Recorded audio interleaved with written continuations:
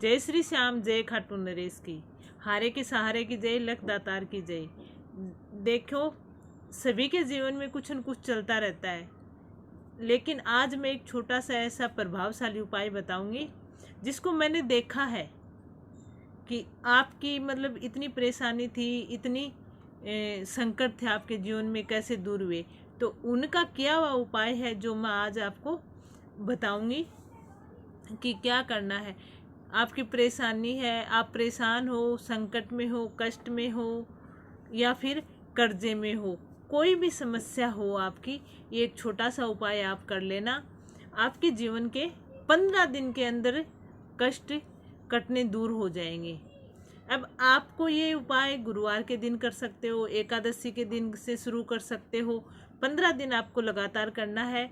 गुरुवार के दिन कर सकते हो, एकादशी के से स्टार्ट कर सकते हो, द्वादशी से स्टार्ट कर सकते हो। और जब आपको लगे कि नहीं, कब गुरुवार आए, कब एकादशी आए, तो आप इसको कभी भी कर सकते हो। छोटा सा उपाय है, आप इसको करना और अपने जीवन के जितने भी संकट हैं दूर कर लेना। अब आपको क्या करना है, सबसे पहले तो इस उपाय को आपको सुबह करना है। सुबह के टाइम आप 7 बजे से पहले इस उपाय को करना। अब कई लोगों का सवाल होगा कि 7 बजे से पहले करें तो जल्दी उठना पड़ेगा, जल्दी नहीं उठा जाता है, फिर हमारे ये काम होता है, हमारे बच्चे स्कूल जाते हैं, टिफ़िन बनाना होता है, हम खुद।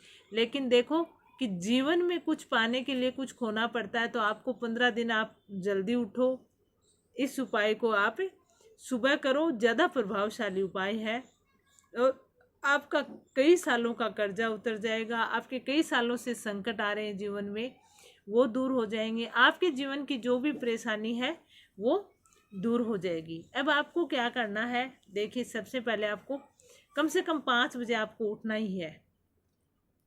नहा धो के अपने घर के मंदिर में बाबा के सामने बैठ जाना।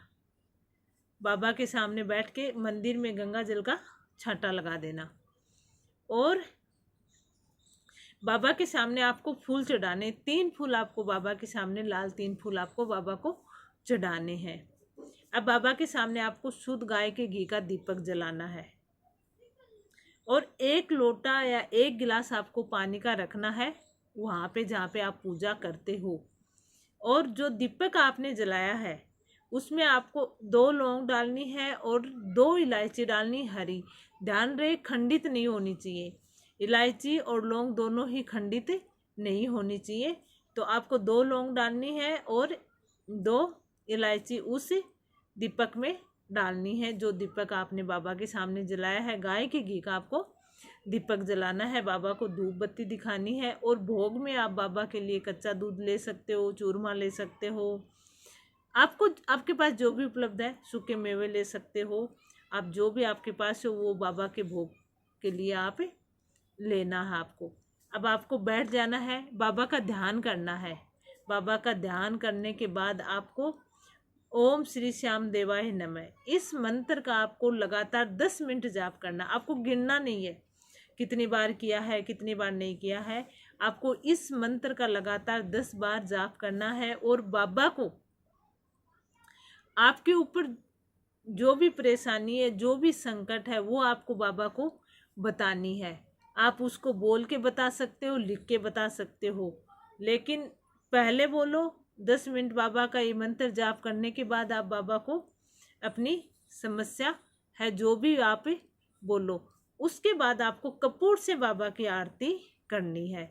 कपूर से आपको बाबा की आरती करनी है। ध्यान रहे, जो आरती के लिए आप दीपक ले रहे हो वो दीपक आपके पास दूसरा होना चाहिए। जो बाबा के सामने आपने लौंग और इलायची डाल के जलाया है वो दीपक आपको नहीं लेना है। आरती करने के बाद आपको फिर से बाबा का ध्यान करना है और अपनी मन की इच्छा व्यक्त करनी है बाबा के सामने। अब जब आरती हो गई, सारे काम हो गए, तो आपको वहाँ से उठ जाना है और जो भोग आपने लिया था बाबा को भोग लगाने के बाद वो अपने घर वालों को प्रसाद के रूप में खिलाएं, खुद भी खाएं और घर वालों को भी ग्रहण कराएं।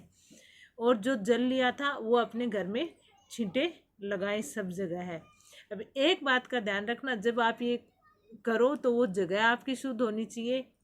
आपका मन, तन, शांत सात्विक होना चाहिए और वो वातावरण शुद्ध होना चाहिए। ऐसा नहीं जहाँ पे आप कर रहे हो वहाँ पे टीवी चल रहा है, कोई गाने सुन रहा है, कोई कुछ कर रहा है, कोई कुछ कर रहा है, ऐसा माहौल नहीं होना चाहिए। वो शांत होनी चाहिए वो जगह, सिर्फ उसमें बाबा का ध्यान होना चाहिए, बाबा के उस मंत्र की गूंज होनी चाहिए।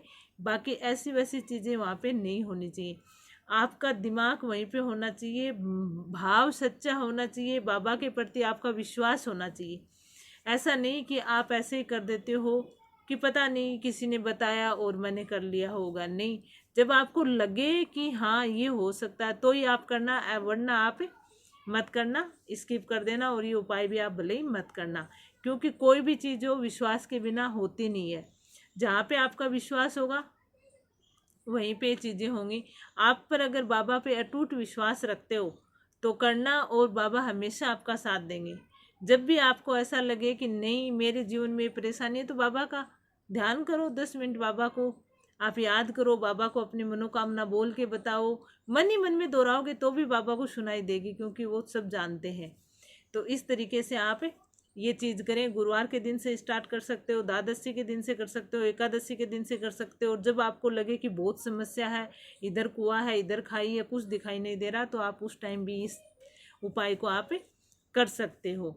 तो ये था आज का उपाय। कैसे लगा कमेंट करके ज़रूर बताना। कमेंट में जय श्री श्याम हारे के सहारे की जय लिखकर अपने नाम की हाजिरी लगा देना। वीडियो अच्छा लगा हो तो लाइक ज़रूर करना और चैनल को सब्सक्राइब कर लेना। जय श्री श्याम, जय खाटू नरेश की, हारे के सहारे की जय, लख दातार की जय, शीर्ष के दानी की जय हो।